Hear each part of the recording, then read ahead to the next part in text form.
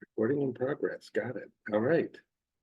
Um, First things first, today I want to acknowledge and celebrate that we are in the midst of Black History Month. And I certainly think that's more important than just a month.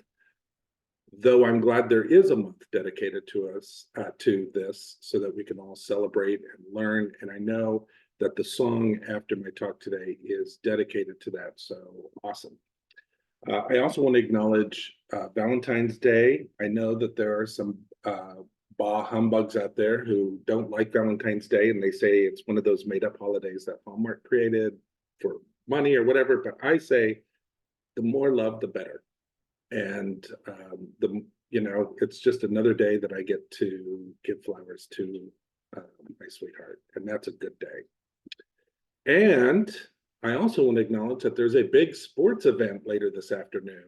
And this year it's a particularly competitive year with great teams and really amazing players, and no one can predict the outcome. Yes, the Puppy Bowl on the Animal Planet channel is always an exciting game. And those cute kittens at the halftime are amazing. This year's Puppy Bowl is between two teams. I'm not making this up. This is actually true. Between two teams, Team Fluff and Team Rough. And this year, it's the 20th anniversary, and it includes the biggest dog ever to be in the Puppy Bowl, which is a Great Dane at 72 pounds, and the smallest pup ever to be at a Puppy Bowl, a Cavapoo, which I don't even know what that is, at less than 2 pounds. So definitely worth watching. Going to be cutthroat, going to be very, very competitive from 2 to 5 today. It's the roughest game on television. Oh, don't bark at me. And by the way, I think there's another game as well. Well, good luck to the puppies and to whatever that other sports event is. And one last thing, people keep sending me jokes, so I guess people want me to start up the jokes again. So as I always say, I'm not promising they're good ones, but here is a joke. A woman and her husband interrupted their vacation to go to the dentist. The woman said, I want my tooth pulled, and I don't want any painkillers because I'm in a big hurry. Just extract the tooth as quickly as possible and we'll be on our way. Well, the dentist was quite impressed. And he said, man, you certainly are a courageous woman. Which tooth is it? And the woman turned to her husband and said, show him your tooth, dear. So that's a Valentine's joke for those of us in long-term relationships. Okay, we've got all that out of the way. Let's get back to the main event, which is us and our spiritual journeys. We're calling today's talk the creative process.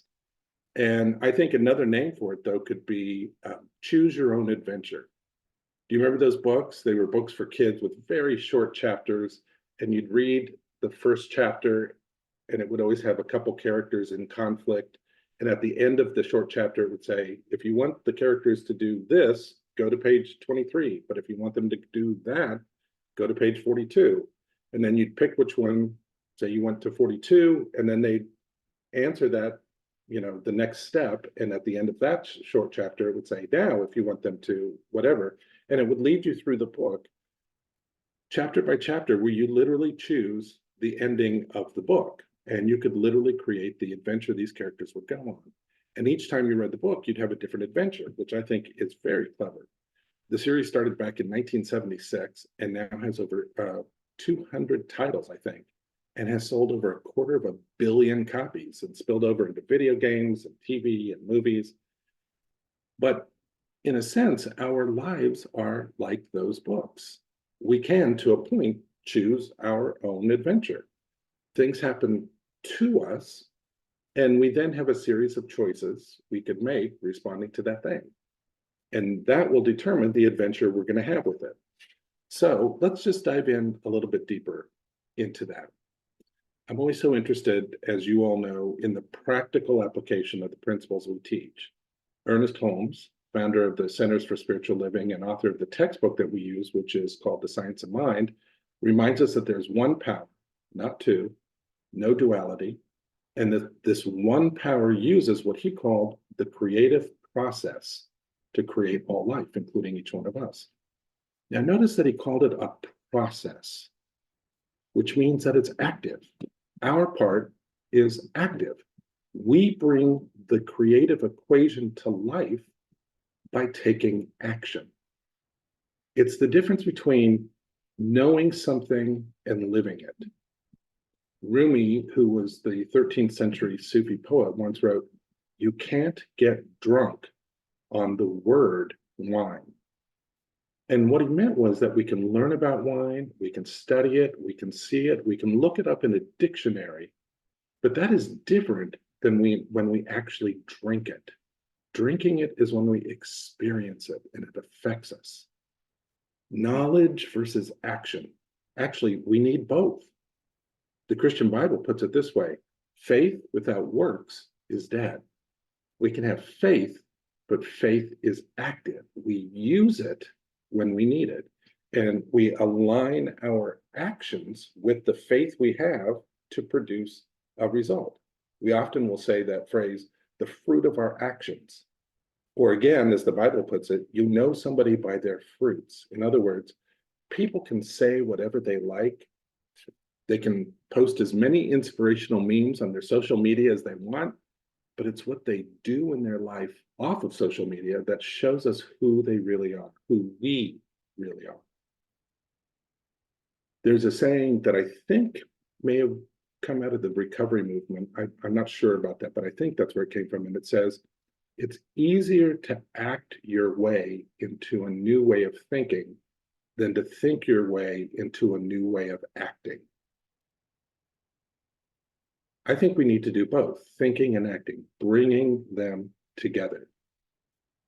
This means bringing the ideas we teach into direct action in our lives, being the message we teach.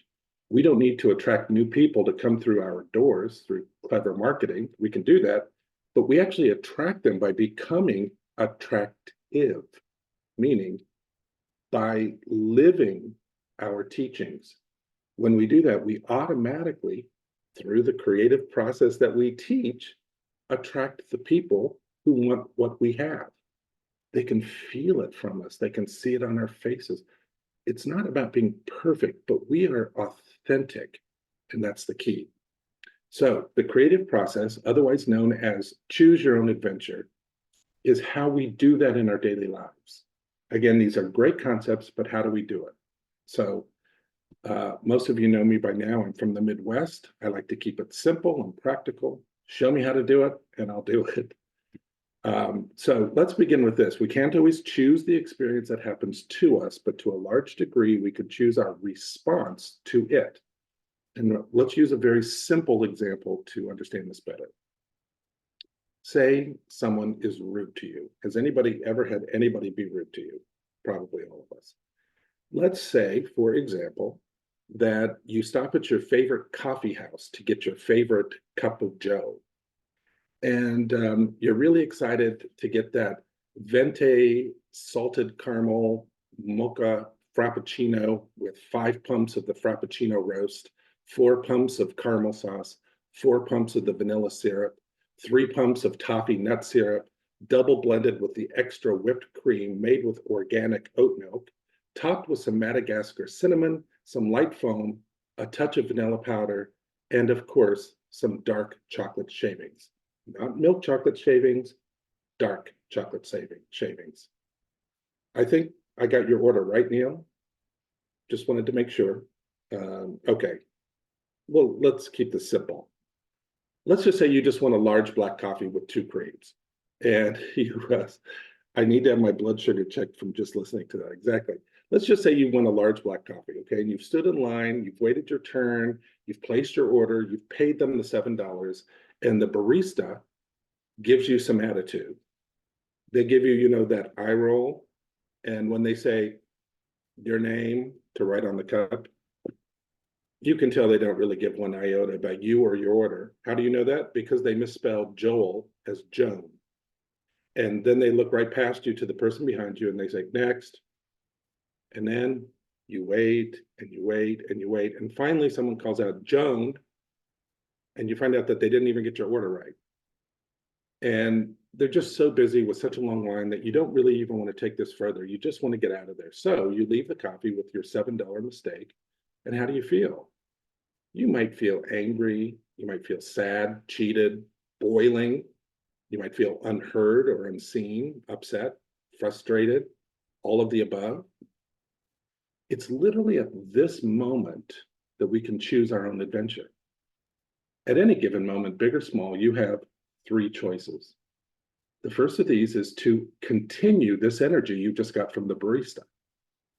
Now, hang with me as I take you through choice one.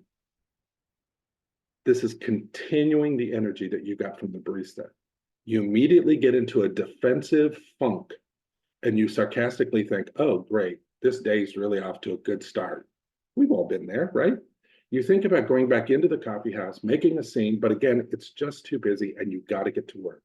So what you do as you're walking to work is you text a couple of people and say, you know, fudge them.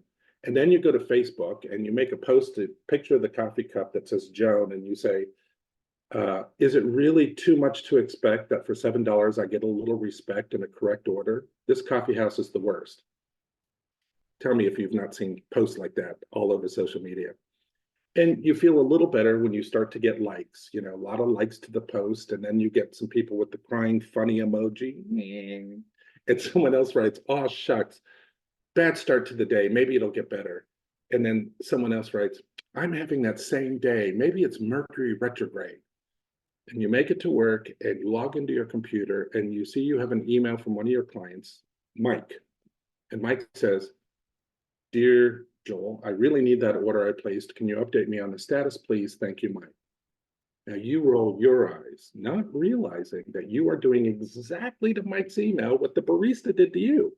And you write back a terse reply, quote, Mike, as indicated by my last email, which I sent yesterday afternoon at 3:24 p.m. By the way, you actually went to your sent file to find out exactly what time you sent that email. The order is placed and in the process of being fulfilled. And as soon as I get more information, I will send that along to you, Joan. And then you press send before you catch the fact that you made the mistake and put Joan. And it makes you groan and you think, can this day get any worse? And of course it does. Pause. Now, Mike gets your email. Mike really needs this order to go exactly on time. For a big deal to go through, this order is the key to that big deal happening, and he's up for a big promotion. So this order coming through to keep the big deal going forward is super important to him. And he reads the email and he thinks, who's Joan? And he can feel that scathing energy coming through the words. He fires off a quick reply that says, Dear Joan, or whatever your name is, thank you for the update. As we discussed on January 3rd, the timing of this order is crucial, and so updates are critical on our end. Mike. And then someone comes into Mike's office and asks him a question. Mike, still feeling upset at the rude email he got, snaps at the person who came in his office. That person, in turn, feels terrible and sends a text to his best friend as he walks back to his office about what a creep his boss is and how he wants to quit. And so on and so on. In the meantime, Joel/Joan gets Mike's email reply, and it just further makes him feel terrible. So he calls up his supplier, Betty, and leaves a voicemail saying, I just got yelled at by my customer and I need a status report ASAP. Well, Betty gets this rude voicemail and she says, oh, great, it's going to be that kind of day. And she fires off an email back, and so on and so on. That's continuing the energy. There was a choice point that he had, and he chose to continue the energy. One interaction at the coffee house, and it's now affected so many lives. That's one adventure. But here's your choose your own adventure second option. You're at the same coffee house. The barista is the same angry person. They write Joan on the cup and you get the wrong coffee. You turn around and say, excuse me, I think this order's wrong. I asked for the dark roast, not the latte. And the barista doesn't say anything, just puts out his hand, takes the coffee, pours the dark roast, hands it back wordlessly to Joel/Joan. who then takes his coffee and heads to work. He gets the email from Mike asking for confirmation. He's irritated by it since he emailed Mike about it just yesterday, but he writes an email back saying, sorry about that, let me check on it. He calls the supplier. He leaves a voicemail for Betty, asking for updates that he can pass along to his customer, and then goes on with his day. Mike gets that email, hopes he gets an answer soon, since this is so important to him. And Betty, the supplier, rolls her eyes, but checks on the order and emails back to Joel/Joan that she'll check on it and continue to update him shortly. So if the first option in our choose your own adventure was to continue the energy of the barista experience, this second option was, in a sense, to complete it. Joel/Joan didn't carry on the energy, took just a few breaths and went on with his day. No one was really affected by it either way. The end. That's better than the first option. But there is a third option. And this is for those of us on the spiritual path. I believe that when we begin to have our own awakening, when we want something bigger for ourselves, we begin to see situations and people and experiences differently. They aren't just things that happen to us, they're spiritual lessons in disguise. Our job is to see through the disguise to the spiritual opportunity. It's like that old adage of leaving someplace better than when you found it. If we have that attitude all the time, we'll always want to leave things and people and experiences better than when we first encountered them. I don't mean that from a codependent way.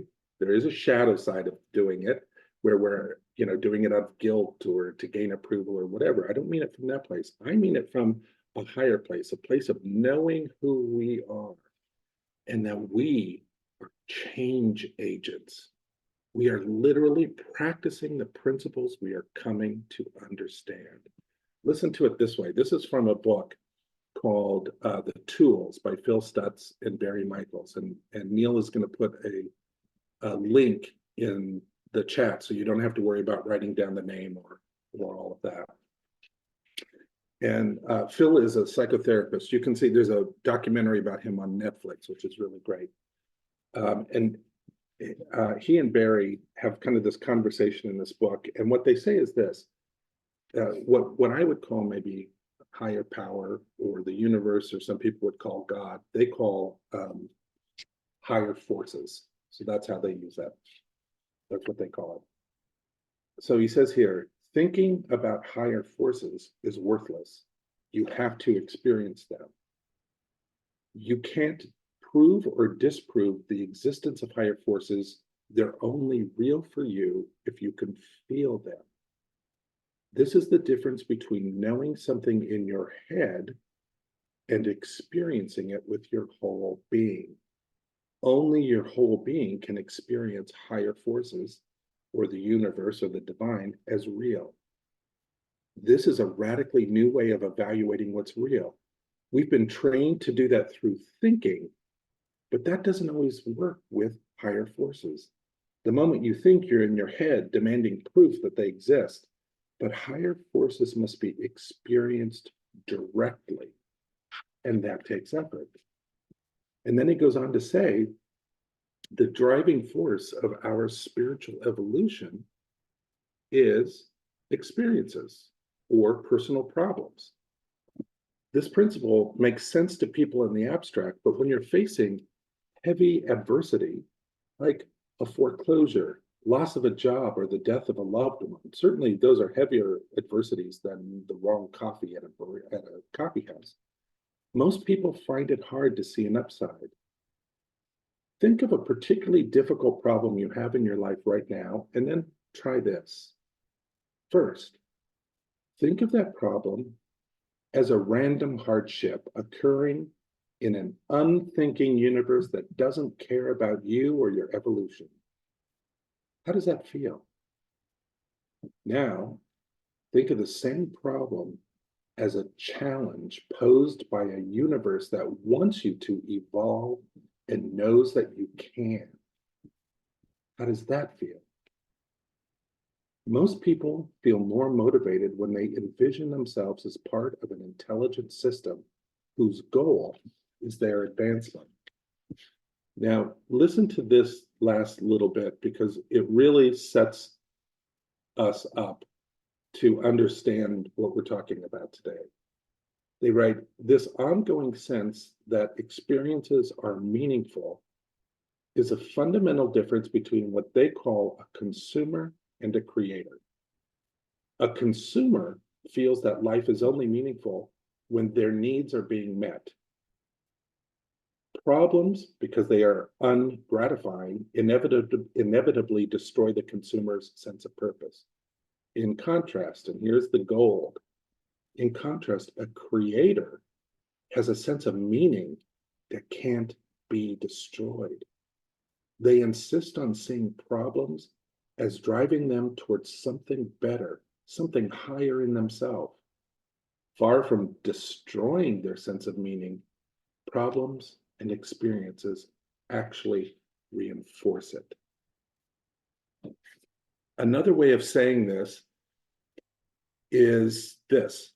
One of the goals of being on the spiritual path is that we can take experiences of all kinds, including what we perceive as problems, and turn them into spiritual experiences. And on the spiritual path, the goal of every experience is to have a spiritual awakening. Every experience can be transmuted into a spiritual awakening, every one. We find tools that help us stay on course, and we use those tools to affect the world within and around us and be a change maker. If you read through profound spiritual experiences from some of the most influential teachers, you'll find that their biggest lessons didn't always come from burning bushes or fire in the sky. It came from seeing the divine in even the most ordinary of experiences. I think it was Thich Nhat Hanh that said, you can even see the divine while you brush your teeth. You can experience that. You can, most of ordinary experiences like riding in a car or helping a person at a train station or being a friend to someone or driving somebody to a health appointment, to having an experience with an angry barista at a coffee house. And instead of reacting to it, turning it around into fuel for your spiritual journey. So our third option in the choose your own adventure from this perspective might go like this. The barista is abrupt and rude and writes Joan on the cup. Joel/Joan smiles at the barista and says, I love the name Joan.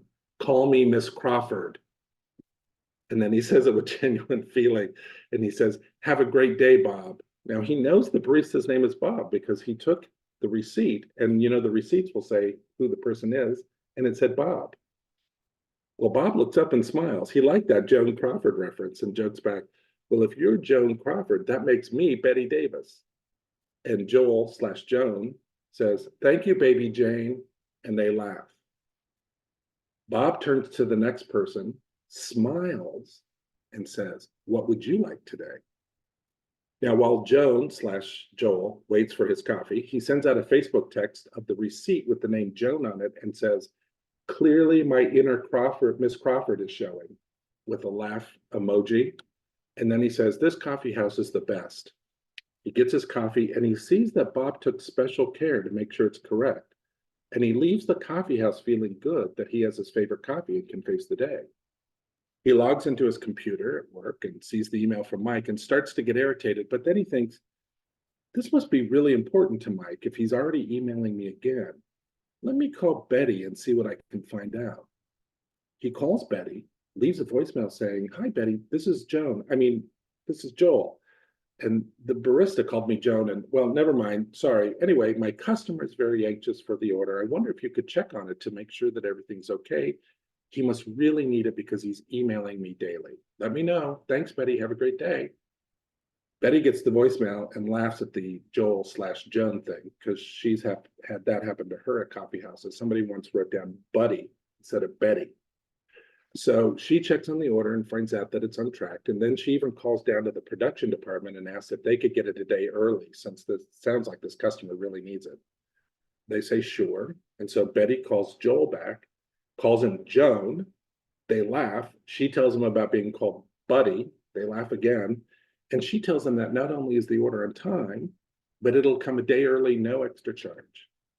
So Joel/Joan thanks her and calls Mike immediately and tells him the good news. Mike's elated and says, "Thank you, Joel. You're really saving the day. You guys are so great to work with. I'll have more orders for you soon." And Joel thinks about Betty going the extra mile, so he pulls out a thank you note and writes a heartfelt thank you to Betty, who, when she receives that note a couple days later, can't believe that someone in this day and age would take the time out to write a note and send it.